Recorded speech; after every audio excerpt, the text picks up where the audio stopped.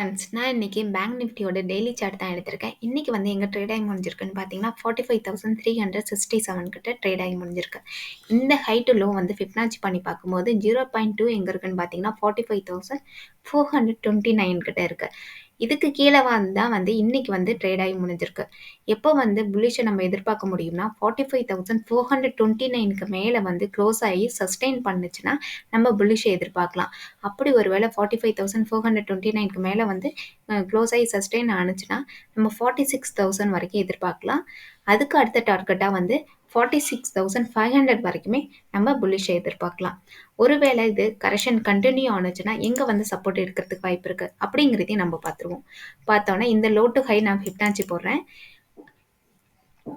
அடுத்ததான் எங்கே சப்போர்ட் எடுக்கிறதுக்கு வாய்ப்பு இருக்குன்னு பார்த்தீங்கன்னா 45,045 கிட்ட இந்த ரேஞ்ச் வந்துச்சுன்னா சப்போர்ட் எடுக்கிறதுக்கு வாய்ப்பு இருக்குது. இதையும் தாண்டுச்சுன்னா இந்த 200 DMAல தான் சப்போர்ட் எடுக்கிறதுக்கு வாய்ப்பு இருக்குது. அது எங்கே இருக்குன்னு பார்த்தீங்கன்னா 44,750 கிட்ட இருக்குது. ஸோ இந்த இடம் வந்துச்சுன்னா சப்போர்ட் எடுக்கிறதுக்கு வாய்ப்பு இருக்குது. 44,750லேருந்து 44,680 இந்த ரேஞ்சுக்குள்ளார இது சப்போர்ட் எடுக்கிறதுக்கு வாய்ப்பு இருக்குது. இதுக்கும் கீழே வந்துச்சுன்னா இந்த லோ வரைக்குமே வரதுக்கான வாய்ப்பு இருக்குது. இந்த லோவையும் பிரேக் பண்ணுச்சுன்னா இது 43,629 வரைக்குமே போகிறதுக்கு வாய்ப்பு இருக்கிறதா ஃபிப்னாச்சி காமிக்குது. அடுத்தது வந்து நான் பிவட் பாயிண்ட் சிபிஆரை வச்சியும் அடுத்த சப்போர்ட் எங்கே இருக்குது, ரெசிஸ்டன்ஸ் எங்கே இருக்குங்கிறதையும் நான் சொல்கிறேன். இது பார்த்தீங்கன்னா நாளையோட பிவட் பாயிண்ட் சிபிஆர். நாளைக்கு வந்து பிவட் பாயிண்ட் எங்கே இருக்குன்னு பார்த்தீங்கன்னா 45,393லேருந்து 45,442 ரேஞ்சுக்குள்ளார இருக்குது. இன்னையோட ஓப்பன் ஹை லோ வச்சு தான் நாளையோட பிவட் பாயிண்ட் சிபிஆர் ரெடி பண்ணியிருக்கோம். அதாவது 31st பிவட் பாயிண்ட் சிபிஆர். இன்னைக்கு வந்து மார்க்கெட் எங்கே க்ளோஸ் ஆயிருக்குன்னு பார்த்தீங்கன்னா 45,367 க்ளோஸ் ஆயிருக்கு.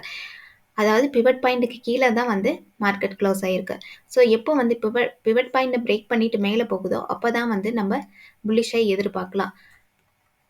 அப்படி ஒருவேளை பிவட் பாயிண்ட் பிரேக் பண்ணிட்டு மேலே போணுச்சுன்னா ரெசிஸ்டன்ஸை எங்கே கன்சிடர் பண்ணணும்னு பார்த்தீங்கன்னா 45,629 கிட்ட ரெசிஸ்டன்ஸ் இருக்குது.